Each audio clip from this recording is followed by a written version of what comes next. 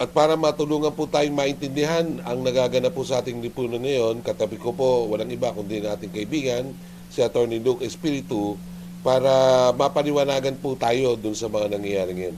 Magandang umaga po sa inyo, Atty. Oh, magandang umaga, Ricky. At ako'y kinagagalak ko na naimbitahan ako dito sa iyong show. Ano? Anong title ng show? Everything for Good. Everything for Good, hindi Ayan. bad. Hindi. So, hindi pwedeng Duterte at Marcos. Hindi pwede. Oo, kasi Pareho mga bad silang yung bad. mga yun eh. Oo nga. At syempre, magandang umaga sa mga tagapakinig ninyo dito sa Radyo Veritas. Radyo Veritas. At napapakinggan nyo kayo Luzon, Visayas, Mindanao, dito sa ating Sky Cable at sa ating Signal 313. At syempre sa YouTube, yung ating live streaming. Attorney, marami yung kasing nag-aagam-agam, tumataso yung presyo ng gasolina. Ano ang ina-expect natin? Tataso ba rin ang presyo ng pagkain, pati ng kuryente? Oh, sure, Bulyon.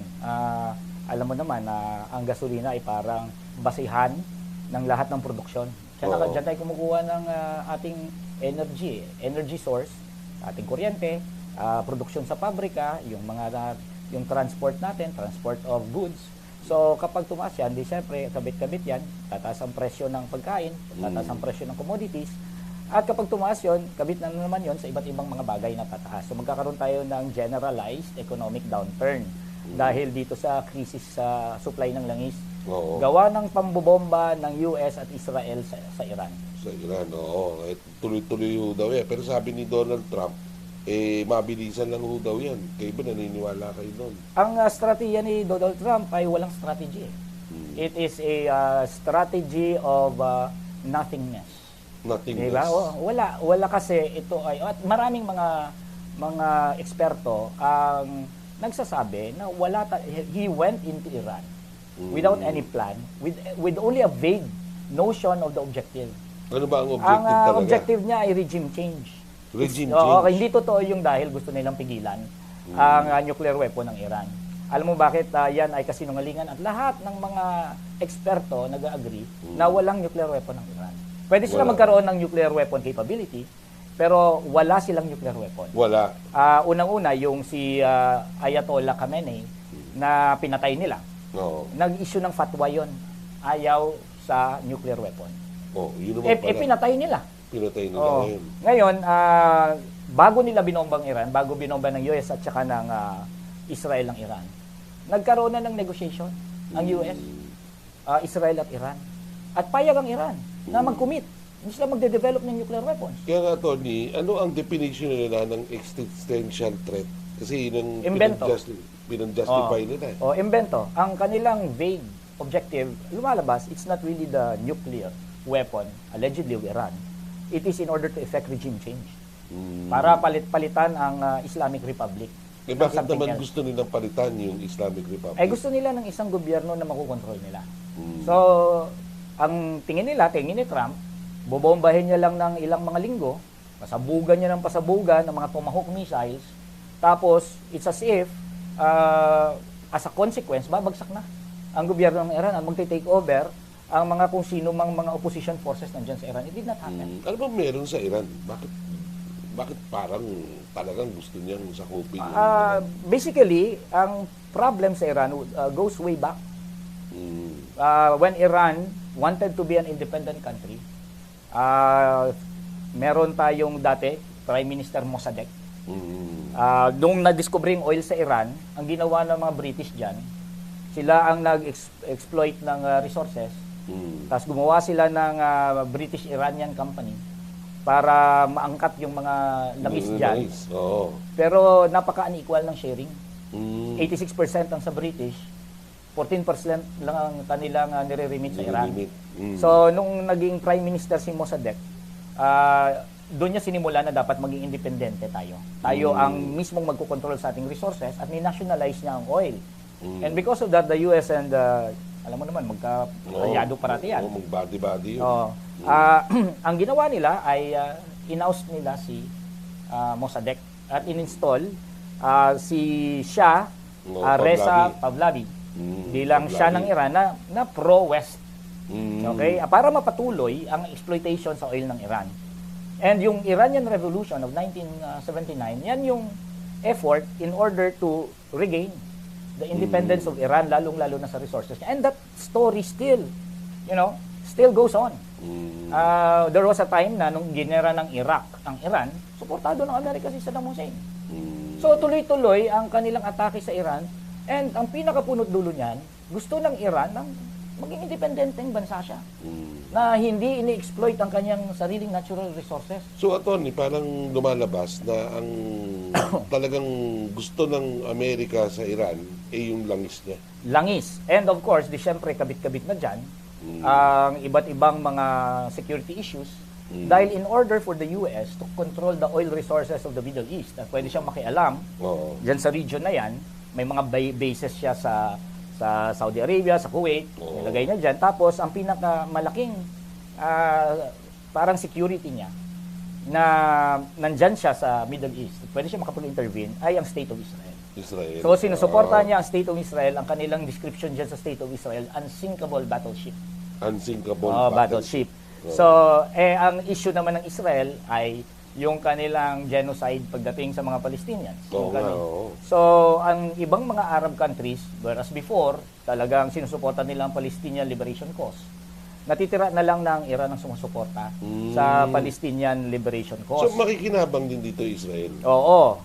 Ngayon, isa na rin sa issues yan kasi ang Iran, sinusuportahan niya ang Hamas, sinusuportahan niya ang sa Lebanon. So, inatake nila ang Iran for many of those issues, pero ang pinakapunot dulo niyan, langis. Langis talaga. Ngayon, ang bali-balita ang China, apektado rin sigurado. Kasi meron bang patama rin sa China yan? Meron, lahat naman tayo, kahit nga Pilipinas, apektado Pero directly talagang merong interest. Ang gusto ng Amerika ay masugpo ang Iran bilang independenteng bansa na sumusuporta sa Palestinian liberation at kontrolado ang sarili niyang langis. At pwede siyang magdesisyon on its own kung anong kanyang foreign policy na hindi siya magpapakatuta sa mga Amerikano. So therefore, kabit-kabit na rin yan kung ang China gusto makipag-trade deal sa Iran pagdating sa langis, malaya siya makipag-trade sa Iran or sa Russia. So kapag sinira nilang Iran, meron ding epekto yan doon sa kompetisyon naman ng Amerika sa China pagdating sa control ng pangdaigdigang ekonomiya. So, ganun yung mga reasons yan. Ngayon, talagang kuwan lang yan na yan ay... Pero sa tingin nyo, tatagal to? Itong gera? Tatagal kasi lumagpas na nga sa iniisip na timeline ni Trump lumagpas na? Kasi mali-mali sila Wala nga silang strategiya Walang strategy. Diba? Ang kanilang assumptions ay mali. Parang naghuhula-hula lang sila. So, lumagpas na tayo. Umabot na tayo ng more than 10 days ng gera nito. And hindi nagbaback down ng Iran. So, wala sa script yun. Kasi nasa script ng Israel at saka ng US. Pagka binomba nila ng binombang Iran, magsusurrender Alam mo ba na bakit kailangan nating matakot? O dapat ba tayo matakot? May basihan ba na magkaroon tayo ng agam-agam dahil dito sa gera na ito? Oo naman, kasi 20% ng langis ng buong mundo ay dumadaan sa Strait of Hormuz na nasa border ng Iran. And dahil binobomba nila ang Iran, hindi makadaan ngayon ng mga langis dyan. So 20% ng supply yan sa buong mundo, so tataas talaga ang presyo ng langis. Umabot na nga yung pagtaas ng presyo ng langis ng $120 per barrel from $80 per barrel. That's like 1/3 of the international price ng langis na yan. Sa Europe ngayon, grabe na ang crisis nila doon. Oo nga. So, dito mararamdaman din natin sa Pilipinas yan. Dahil tayo rin ay oil dependent Oo nga, masyado nga. for our energy needs.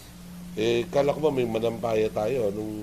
Anong use ng manampaya? Hindi naman hindi naman meet ng domestic demand ang ating malampaya.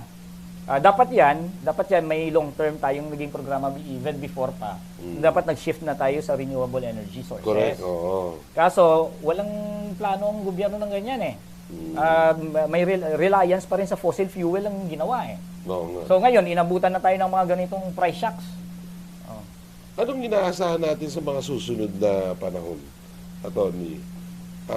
Ikaw ba matatag ang paniniwala mo na kakayanin nating ma-hurdle itong kapag halimbawa tumagal pa itong gera na ito? Ang Pilipinas, sadly, ay totally walang kapasidad na harapin ang mga krisis na pinakaharap niya. Kasi ako nga parang naano ko kasi sinabi ng pamahalaan, 30 to 60 days daw pang food buffer natin. Buffer lang yun. Ibig sabihin, Yun nga yan ay ma-exhaust. Kapag ang conflict at ang krisis lumagpas ng 30 to 60 days, di tapos ka na. Precisely. Assuming arguendo, we have that kind of food buffer. Di ba? That's simply a temporary solution. Ang kailangan ng gobyerno natin, mag-explore ng mga long term.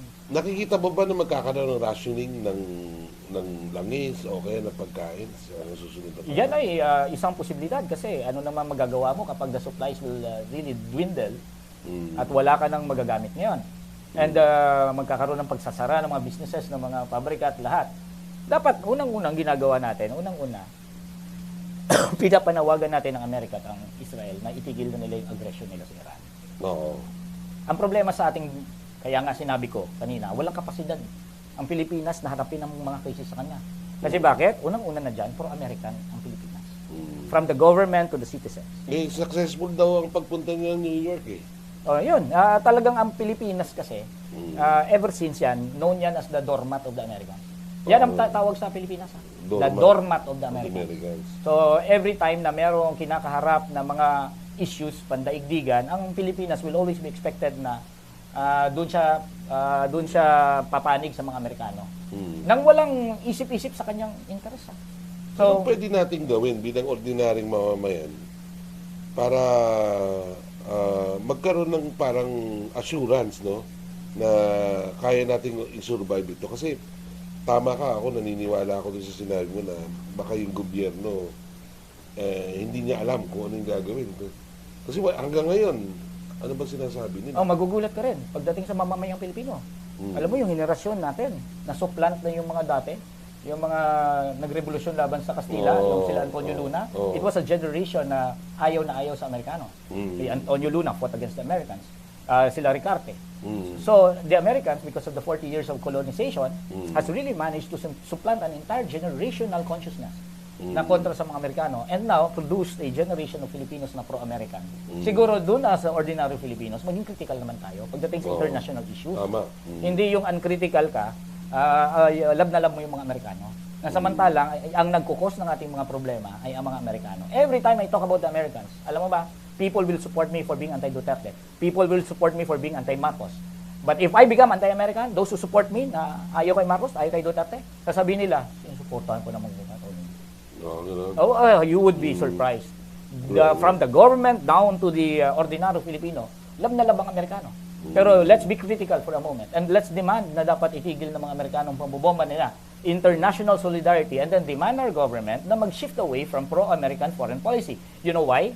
We talked to the Venezuelan Charge de Affairs. We must understand, Venezuela is top 4 oil producer in the entire world. Alam mo sabi sa amin ng Charge de Affairs ng Venezuela, si Richard Lobo, ang sabi niya sa amin, alam mo matagal na namin, sabi niya, matagal na namin in-offer by amin siya at saka yung Russian ambassador. Nilapitan nila si Bongbong Marcos.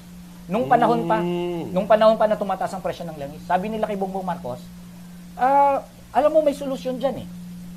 Ang bilhin nyo ay ang Venezuelan oil, mas mura. Sabi ng Russia, magsusupply din kami para masolusyonan mo yung oil price hike. Dati pa 'yon ha. Dati pa. Alam mo ginawa ng gobyerno ni Marcos? No pansin. Wala. Nothing. Alam mo bakit? Kasi talagang yakap-yakap ang American foreign policy. Di syempre kapag kumuha ka ng Venezuelan oil, Russian oil, di ba? That it will be veering away from your being a doormat of the Americans. Talagang committed ang gobyerno natin para maging doormat ng Amerikano. Demand natin kay Bongbong Marcos. Pero hindi kaya mapilitan yun ngayon na kumuha. Pero hindi. Mukhang late na. Gusto talagang magpaka-doormat eh. Ngayon, kung population ka, Filipino population ka, meron ka naman palang solusyon. Diba? May Venezuelan oil, may Russian oil, ino-offer ng gobyerno nila. Ba't di mo kinuha? Bakit hindi natin i-demand kay Bongbong Marcos na do away with that pro-American foreign policy? Tama. Ang problema, pati mismo ang ordinaryong mamamayang Pilipino, pro-American. So kung gusto niyo sa tanong na anong magagawa ng ordinaryong mamamayang Pilipino, maging critical muna. Maging critical muna tayo. Tama. O yan, mga kapanalig, narinig po ninyo, although dire yung magiging,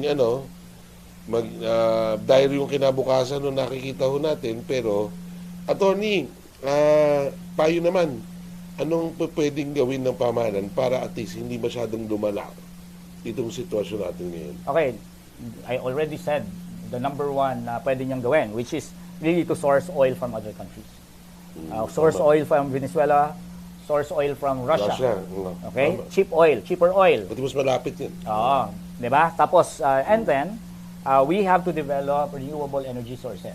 Matagal Ayun, na namin pangalawa. panawagan 'yan. Let's decrease dependence on fossil fuel.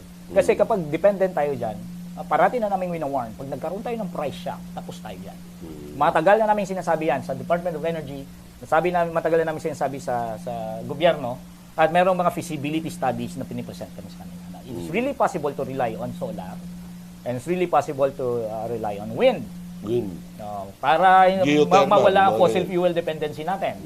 'Di ba? Number 3, kailangan ng gobyerno ng parang strategic vision. Hindi lang yung mga buffer stock na 'yan. 'Di ba? Na 'yan ay mga pang-temporary na mga solutions. Kailangan ng pag-shift ng framework niya from just giving palliatives towards long-term strategic type of planning. Kailangan natin ng gobyerno may vision. Correct. In the end, kailangan natin palitan ng gobyerno natin. Wala talagang kwenta. Pero last na lang, attorney, pumapayag ba kayo na i-despa yung yung work days? Kasi 'di ba sa ngayon sa government, 'di ba, for the work week. Doon sa mga manggagawa natin, sa patagi mo makakatulong kung halimbawa bawasan din yung Basta walang bawas sa sweldo. Alam mo bakit? It is also important for our economy to survive. Tama. Kung gusto mo magbawas ng production cost mo dahil mataas ang presyo ng langis, Paano yung arawan? Di ba maraming maggagawang arawan? huwag ibawasan ng sweldo. Alam mo bakit? So kung gusto mo ngayon magtipid sa operation mo kasi sa presyo ng langis, di ba? Kailangan hindi dapat umabot yan sa bawasan ng sweldo ng manggagawa. Once you do that, multiplier effect yan. Wala nga yung perang pumapasok sa baba, talaga ma-generalize natin ang economic crisis natin. Pag walang pera sa baba, walang negosyong gagalaw. So, we must put a stop at a certain level. And we must put a stop at that level na babawasan at talagang aalisan ng kapasidad ang ordinaryong manggagawa na makapag-survive. Unang-una nating alagaan ang mga manggagawa natin. Okay. With that said, maraming salamat po, Atty. Doc.